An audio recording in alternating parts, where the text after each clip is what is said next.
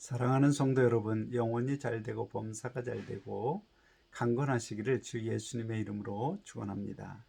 오늘은 마가복음 16장 15절로 20절에 나타내신 하나님의 뜻을 전합니다. 먼저 본문 말씀을 간략히 정리하면 부활하신 주 예수님이 승천하시기 전 그 제자들에게 너희는 온 천하에 다니며 만민에게 복음을 전하라 말씀하시고 믿는 자들에게 나타날 표적을 말씀하신 후에 승천하셨습니다. 그 후에 제자들은 표적으로 말씀을 확실히 증언했다고 성경이 기록합니다. 사실 이 명령은 마태복음에도 있는데 조금 표현이 다릅니다. 마태복음 28장 19절로 20절에 너희는 가서 모든 족속으로 제자를 삼아 아버지와 아들과 성령의 이름으로 세례를 주고 내가 너희에게 분부한 모든 것을 가르쳐 지키게 하라입니다. 이 두 말씀이 서로 상충하는 것이 아니라 마가복음은 천하 만민에게 복음을 전하라는 총론이고 마태복음은 그 내용을 풀어서 자세히 설명하신 것입니다. 따라서 어떻게 복음을 전파하는 것인지 구체적으로 기록한 마태복음의 말씀을 기준으로 살펴보아야 합니다. 첫째, 모든 족속으로 제자를 삼으라는 것은 내가 좋아하든지 싫어하든지 내 감정으로 사람을 가리지 말고 내 인생에서 만나는 모든 사람을 대상으로 제자 삼으라는 말씀입니다. 그런데 내가 제자를 삼고 싶다고 하면 아무나 내 제자가 되나요? 아니지요. 나를 스승으로 원하는 사람만을 제자 삼을 수 있습니다. 그러므로 누구든지 나를 보고 나처럼 신앙생활을 하고 싶다는 생각이 들도록 내가 영적으로 행복한 삶을 살아야 합니다. 그리고 둘째, 가르치고 지키게 하라는 이 명령은 가르치는 것과 지키게 하는 것으로 구분할 수 있습니다. 가르치는 것은 내게 가르칠 지식이 있어야 합니다. 그러므로 지식을 쌓으려면 주의 가르침을 내가 먼저 마음에 새겨야 합니다. 그리고 지키게 하는 것은 억지로 되지 않습니다. 오직 스스로 지켜 살기 원할 때만 가능합니다. 따라서 내가 먼저 예수님의 말씀을 지켜 행하는 모습으로 평강과 기쁨을 누리는 행복한 성도가 되어야 비로소 주위 사람들 또한 행복한 삶을 원하며 예수님의 말씀을 지키는 제자가 됩니다.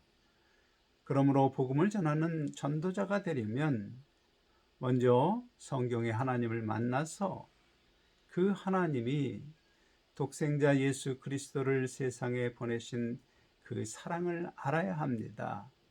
그리고 예수님께서 하나님의 뜻을 순종하여 죄의 종으로 사는 모든 사람을 대신하여 감당하신 십자가 대속의 은혜를 알고 그분을 구주로 영접하여 스스로 주인된 삶을 버리고 주인 되신 예수 그리스도의 약속을 바라보며 그의 가르침을 따라 사는 삶으로 변화되어야 합니다.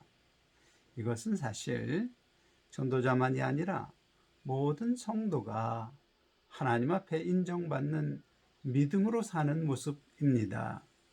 그런 성도가 만일 예수 그리스도께서 베푸신 대속의 은혜를 믿지 않으므로 하나님의 사랑을 거부하는 주위 사람들을 보면 그들이 이 세상에서 죄의 종으로 고통 가운데 살 뿐 아니라 장래에도 용서받지 못한 죄의 값을 스스로 감당해야 한다는 사실을 깨닫고 안타까운 마음이 들었다면 그 사람은 전도자로 부름을 받은 사람입니다. 여기서 한번 생각해 보세요. 자기 죄로 받게 될 형벌을 하나님의 아들이 십자가의 죽음으로 대신 감당하여 피할 길을 주고 또 그 은혜의 길을 택하라고 수없이 권면해도 거부한 사람들에게 어떤 형벌이 공의로울 것 같습니까? 성경은 말합니다. 믿지 않는 사람들이 받을 죄의 값은 유황불이 타며 죽지 않는 구더기가 있는 지옥에서 사탄과 함께 영원히 고통을 받는 것입니다.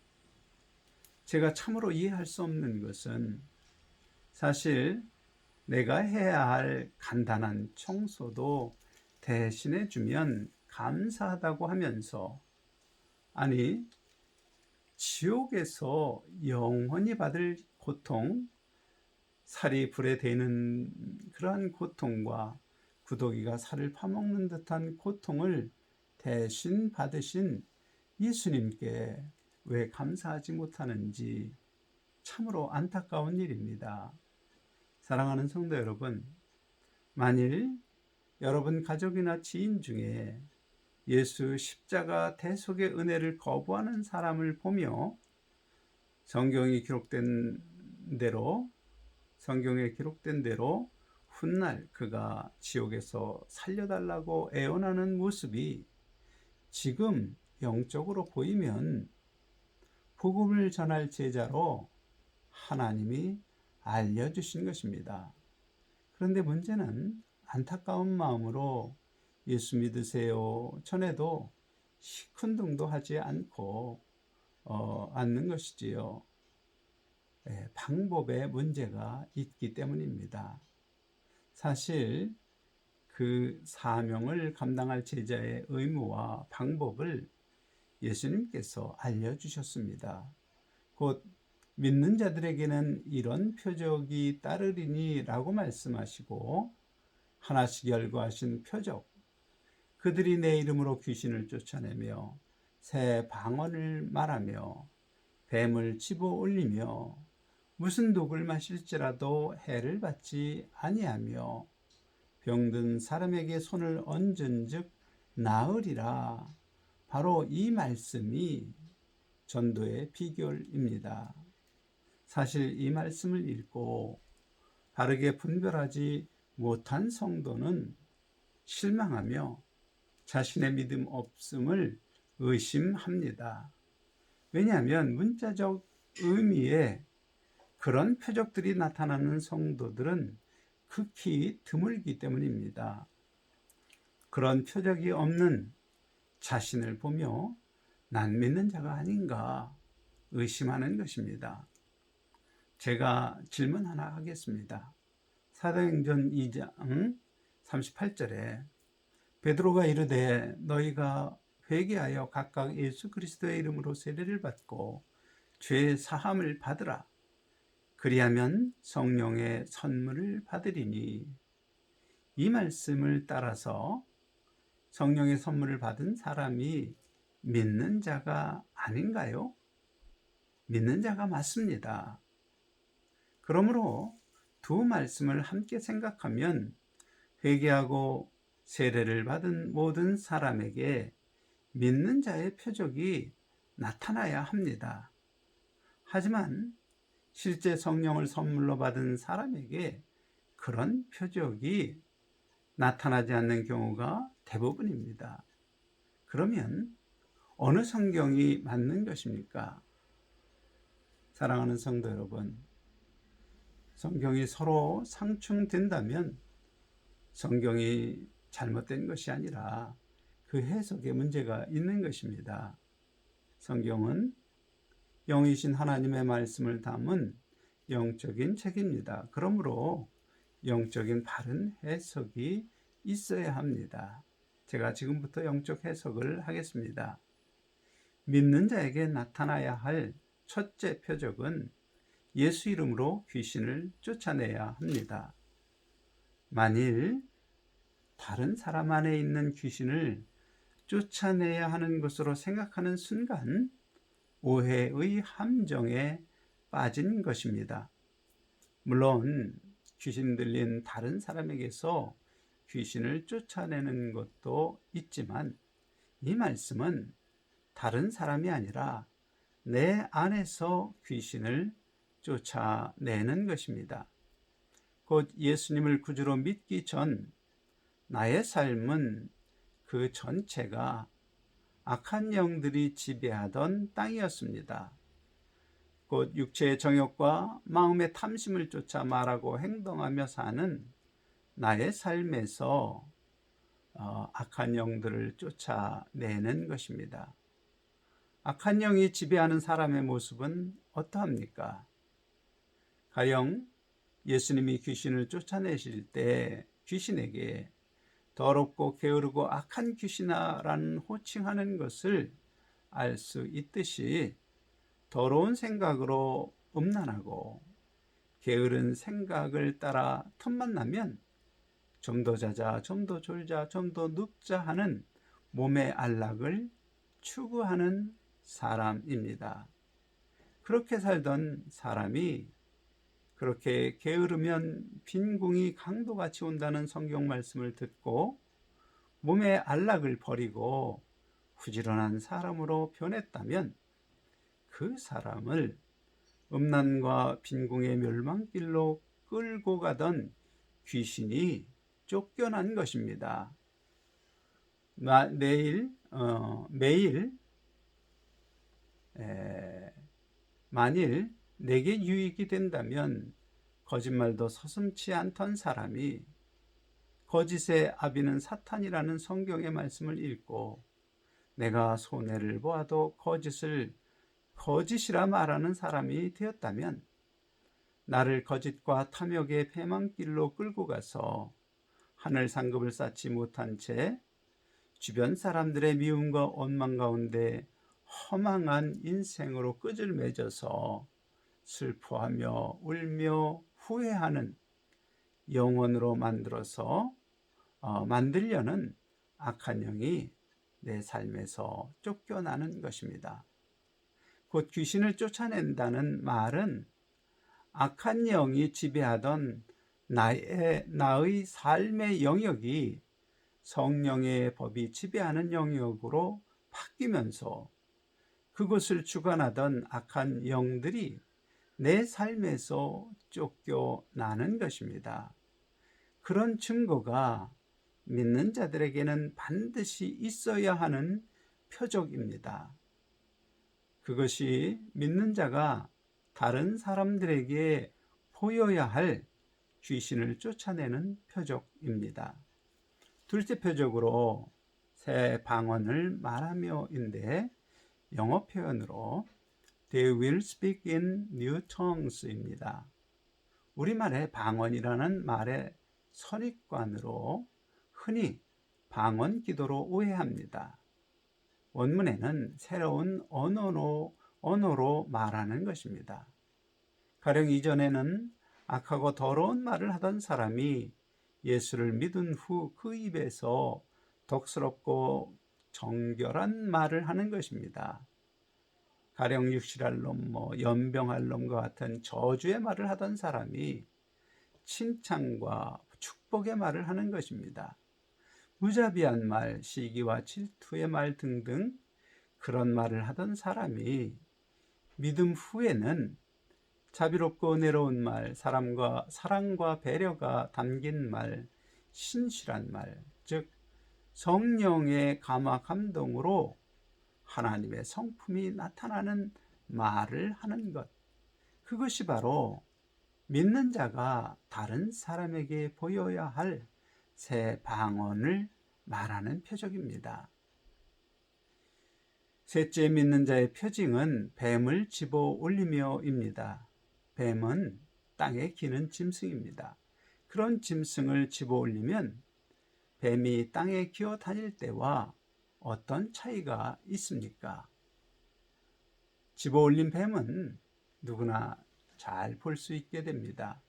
그래서 뱀을 피할 수 있습니다. 성경에서 뱀은 사탄의 상징입니다. 따라서 이 표적은 신앙생활에서 사탄의 역사를 분별하는 일입니다. 사랑하는 성도 여러분, 예수님이 베드로에게 마태복음 16장 23절에 사탄아 내 뒤로 물러가라. 네가 하나님의 일을 생각하지 아니하고 도리어 사람의 일을 생각하는도다 라고 하신 말씀을 기억하시는지요? 바로 그 순간 베드로에게 역사하는 사탄을 예수님이 분명하게 드러내셨습니다. 곧 그것이 뱀을 집어 올리는 순간입니다. 그러므로 뱀을 집어 올리는 것은 바로 나와 내 주위의 성도들과 함께 살아가는 신앙생활에서 사탄의 역사를 분별할 줄 아는 능력을 말합니다. 지금 내가 하고자 하는 말이 하나님의 일인지 아니면 사탄의 충동을 받고 사람의 일을 생각하는 것인지 그 생각을 분별하는 것입니다.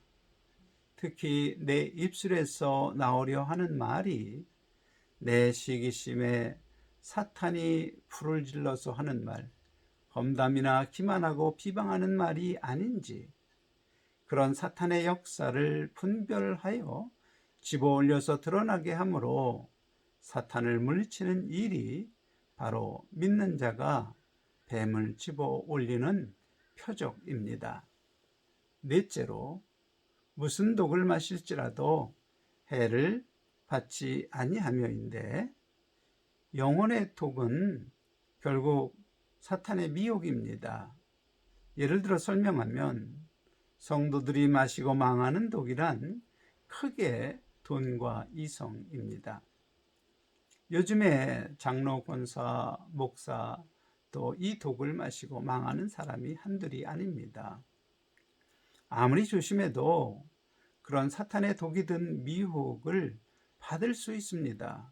가령 1억 원의 큰 돈을 슬쩍 내 통장에 넣어도 아무런 문제가 없는 상황이 되었다고 생각해 봅시다.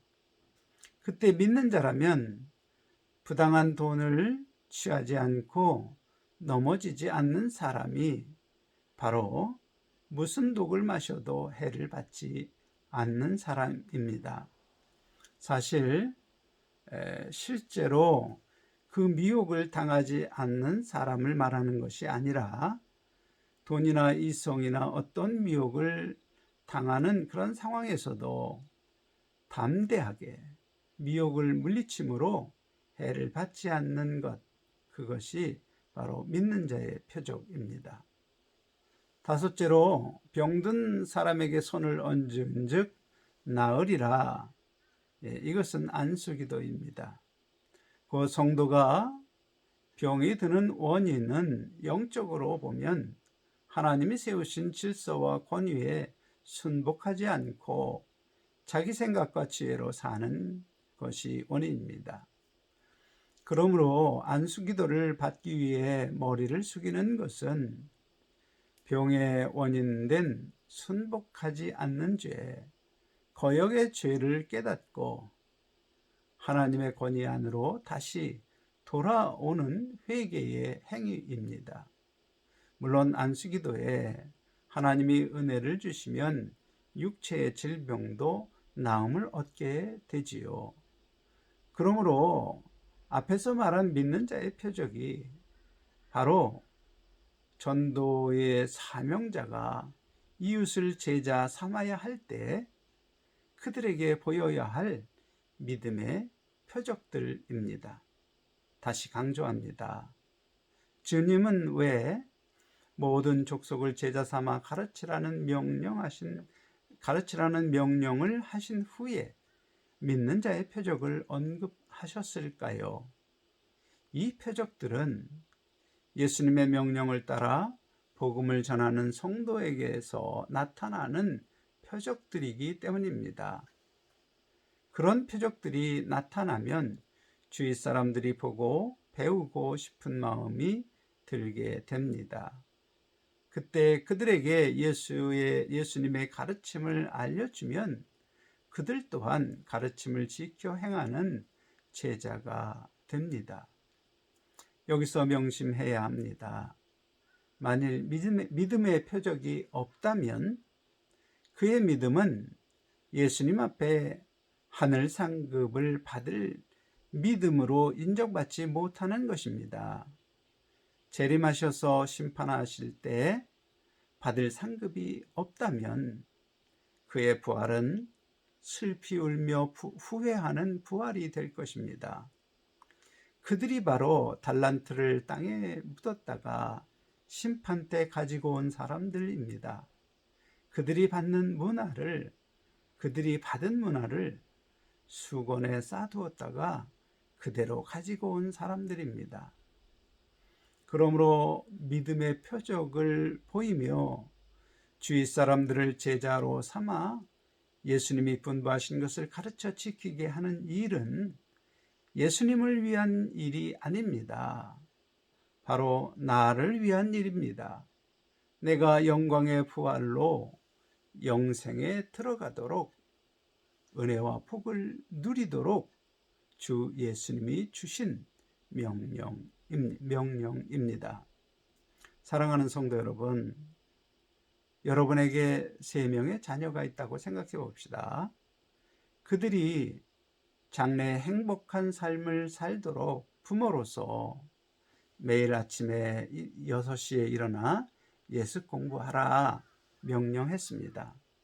그런데 첫째는 들은 척도 안 합니다. 둘째는 이 핑계 저 핑계 대고 일어나지 않습니다. 그런데 셋째는 6시에 일어나서 책상에 앉아서 참고서가 없다고 말합니다. 그러면 아침 공부하라 명령한 부모로서 그 참고서 사주고 때론 공부 방법도 알려주며 격려하지 않겠습니까? 만일 하나님 앞에 전도할 마음조차 먹지 않는 것은 첫째 자녀와 같습니다. 전도를 위하여 마음을 먹었지만 믿음의 표적이 없는 사람은 핑계대는 둘째와 같습니다. 전도할 마음을 먹고 믿음의 표적을 구하는 기도를 하는 사람, 그 사람은 바로 셋째와 같습니다. 여러분이 기도하면서 여러분이 기도하시면 그 기도를 들으시는 하나님께서 지혜를 주실 것입니다. 먼저 하나님 말씀의 가르침을 받으며 내 삶의 영역에서 믿는 자의 표적을 갖추기 위한 지혜를 구하는 기도, 주위 사람으로 제자 삼아 가르치고 지키게 할 수 있도록 지혜를 구하는 기도, 그런 기도가 하나님 나라와 의를 구하는 기도이며 그런 기도에 하나님이 응답하시는 대로 순종하면 믿는 자의 표적들이 나타날 것입니다. 그러면 그 표적으로 인하여 전도가 되는 것입니다. 그런 성도가 하나님 앞에, 사람 앞에 존귀한 자로 세워질 것이며 영광의 부활에 이르게 될 것입니다. 그런 복된 성도 여러분이 될 수 있기를 주 예수님의 이름으로 축원합니다. 아멘.